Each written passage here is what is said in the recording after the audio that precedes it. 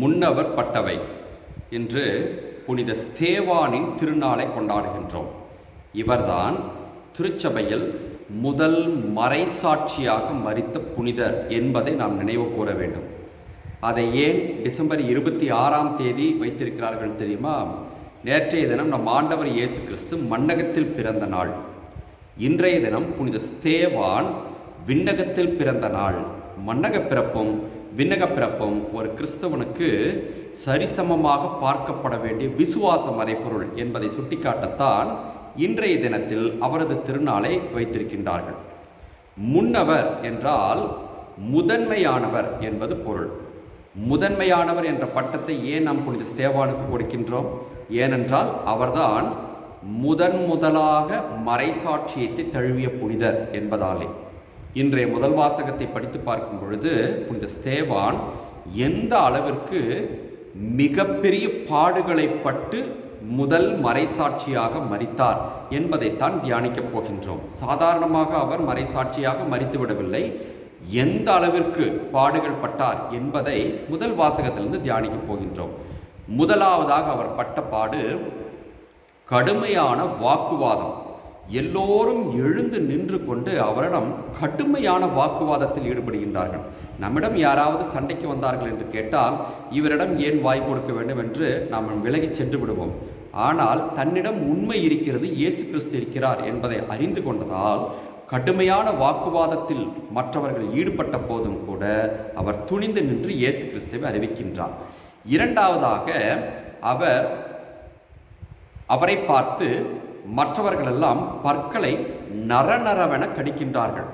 யாராவது நம்மிடம் சண்டை செய்ய வரும்பொழுது வாக்குவாதத்தில் ஈடுபட்டாலே விலகி சென்று விடுவோம்.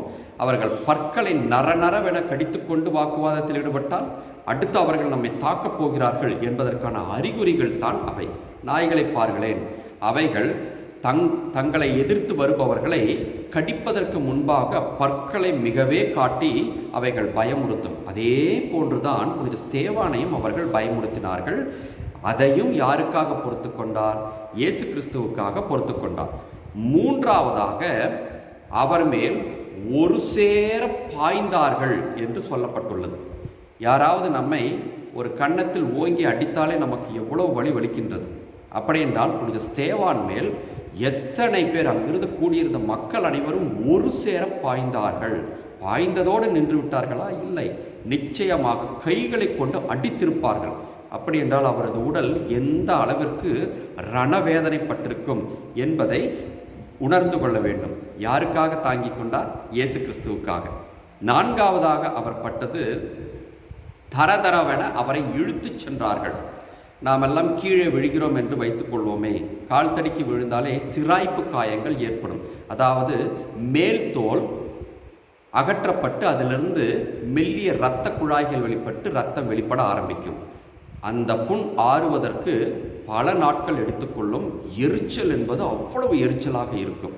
அப்படி என்றால் புனித ஸ்தேவானை இழுத்து செல்லும் பொழுது எந்த அளவிற்கு அவரது உடலில் இருக்கக்கூடிய மேல் தோல் அத்தனையும் கிழிந்து போயிருக்கும், எந்த அளவிற்கு அவரது உடல் எரிச்சலோடு இருந்திருக்கும் என்பதை புரிந்து கொள்ள வேண்டும். இதை யாருக்காக பொறுத்து கொண்டார்? இயேசு கிறிஸ்துவுக்காக பொறுத்து கொண்டார். ஐந்தாவதாக அவர் மேல் கல் எறிந்தார்கள். சாதாரண கல் நமது காலில் இடித்து விட்டாலே எந்த அளவிற்கு நமக்கு வலிக்கிறது. அப்படி என்றால் எவ்வளவு கற்களை அவர் மேல் போட்டு தாக்கினார்கள்.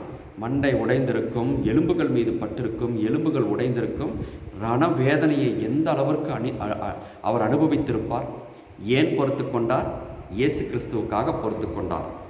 ஆறாவதாக மற்றும் இறுதியாகத்தான் கடவுளிடம் பேசி, ஆண்டவரே, என் ஆவியை உன் கையில் ஒப்படைக்கிறேன், இந்த குற்றத்தை இவர்கள் மீது சுமத்தாதேயும் என்று சொல்லி முழந்தால் படியிட்டு குப்பை விழுந்து உயிர் நீத்தார். அன்பார்ந்தவர்களே, ஆறாவதாகத்தான் அவர் உயிர் நீத்தாலும் கூட அதற்கு முன்பாக எவ்வளவு வேதனைகளை அவர் அனுபவித்திருக்கிறார் என்பதை முதல் வாசகம் எடுத்து சொல்கின்றது. இந்த காரணத்தால் தான் அவர் இயேசு கிறிஸ்துவோடு சேர்ந்து இன்று விண்ணகத்தில் மகிழ்ச்சியோடு கீதம் பாடிக்கொண்டிருக்கின்றார். அன்பார்ந்தவர்கள், கிறிஸ்தவர்களுக்கு ரணவேதனை அல்லது மறைசாட்சியம் என்பது புதிது அல்ல. அவ்வளவு கஷ்டத்திலும் கூட விசுவாசத்தில் உறுதியாக நின்றவர் தான் புனித ஸ்தேவான். அதே போன்று கிறிஸ்தவர்களாகிய நாம் விசுவாசத்தில் உறுதியாக நிற்க பழகிக்கொள்வோம்.